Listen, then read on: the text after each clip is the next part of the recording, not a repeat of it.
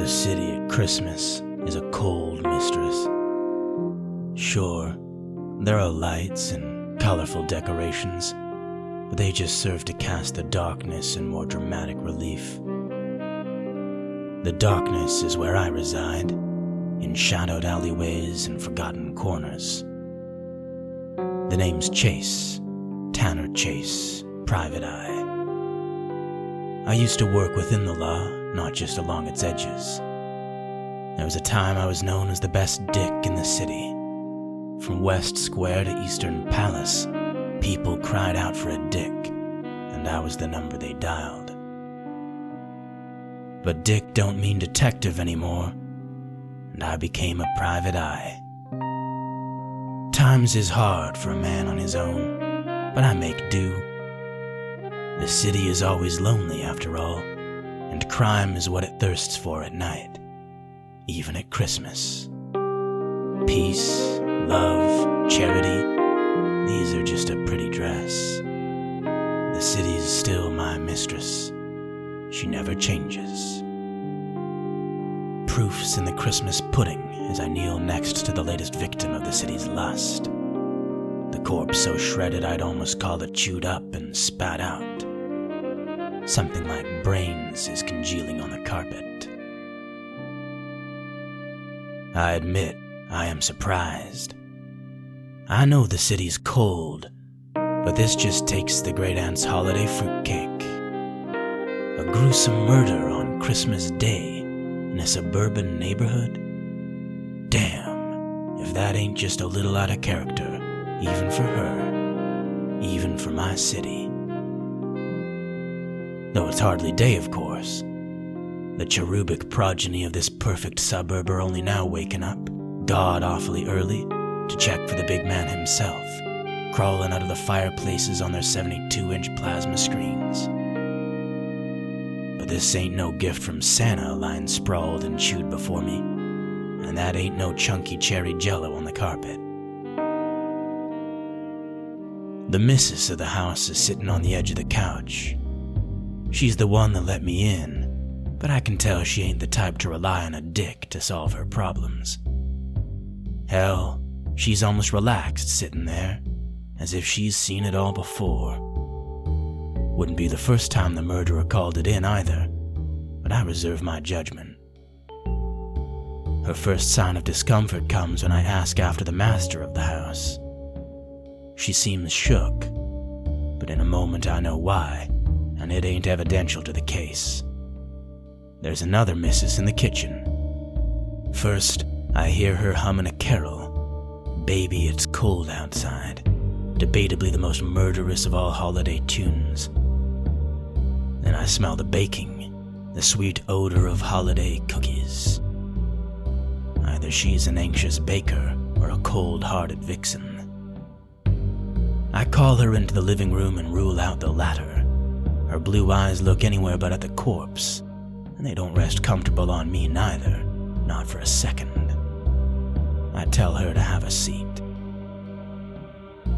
One of the missuses knows something, maybe both.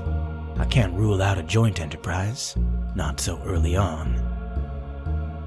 "One of you knows something," I says, and I stand up from the corpse. "Now, there's no need to get all intimidating," says the first missus. At first I think she's misspoke, but no. Ah, hell, it's an affectation. She goes on to say she meows nothing. Meow don't even sound like no. This case just got a hell of a lot harder. I turn my gimlet gaze on the second missus, but she's got nothing. She mutters something about having to check on her cookies. Fair enough. I can smell they're ready. I take the opportunity granted me and turn my focus to the first missus. She's a tough one, all right. Hard as iron, and just as cold. Any other day and I'd take her out to Old Hugh's for a whiskey on the rocks. I bet we could talk politics all night. Which billionaires would taste like veal for their baby fat, and which would taste like jerky. I've got a case to solve, and she's a chestnut I need to crack.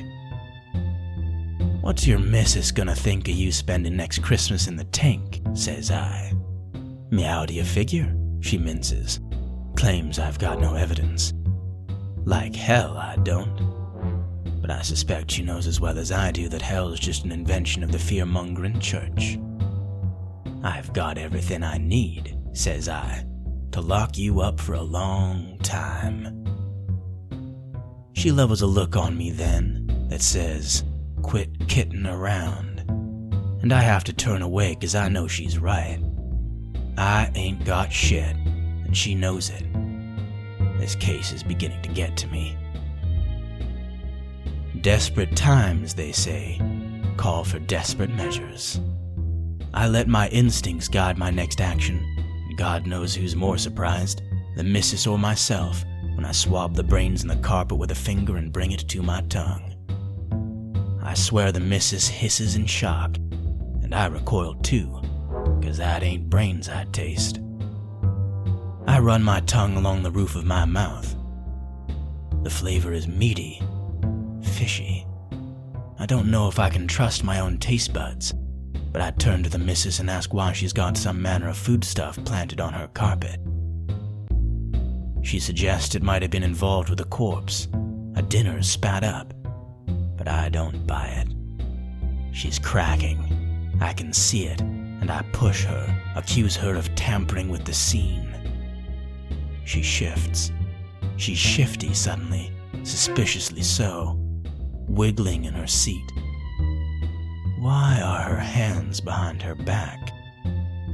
I take a step back, cast my eyes at the window. It's snowing, the moats illuminated sickly yellow by the street lamp. I feel threatened. What's she got behind her back? Why has her missus been so long in the kitchen? I can't remember what I last heard from that direction. I don't carry a firearm, never have. Even when I was a dick, I wasn't that kind of a dick. They say only real dicks open carry, but I disagree. A true dick never needs a gun. But hell, I'm suddenly wishing I had one on me.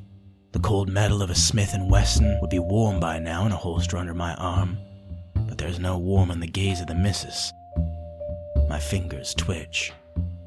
God, I wish I had a cigarette, or a stiff drink. Shit, I bet this belle never needed a stiffy. She's not shifting anymore, and could cool a whiskey with a single look. She's got me with her gaze, that's for sure, and my blood is running damn cold.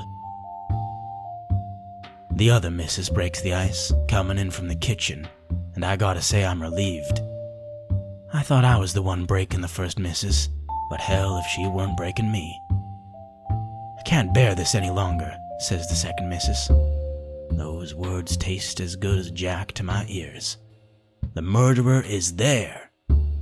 She lifts an oven mitt and points at her own goddamn wife, whose cool demeanor is suddenly shattered.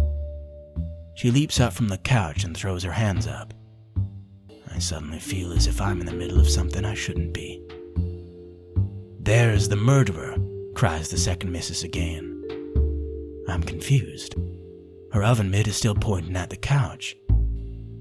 I look closer, and suddenly the pieces are falling together. The taste is still on my palate. Cat food. The corpse was clawed, not chewed. I squee. I can't believe my mom's got me a kitten for Christmas.